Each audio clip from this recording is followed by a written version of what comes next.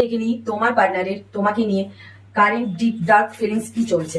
নিজের পার্টনারের নামটা 3 বার নিয়ে নাও আর তার সাথে ডাবল ট্যাপ করে এনার্জি কানেক্ট করো। টাইমলেস রিডিং যখনই দেখবে তখনই রেজোনেট হবে। তোমার পার্টনার এই রিলেশনটা থেকে একটু স্পেস চাইছে।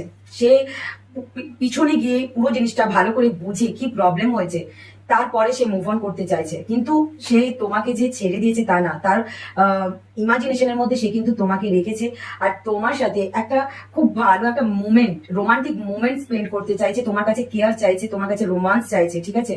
তোমার প্রতি সে প্রচন্ড অবসেস। আর তোমার তোমাকে ইউনিভার্স বলছে তোমাদের এটা ডিভাইন ম্যাচ। তোমরা দুজনে রিলেশনটা ফ্রেশ ভাবে স্টার্ট করতে চাইছো, বিশেষ করে তুমি।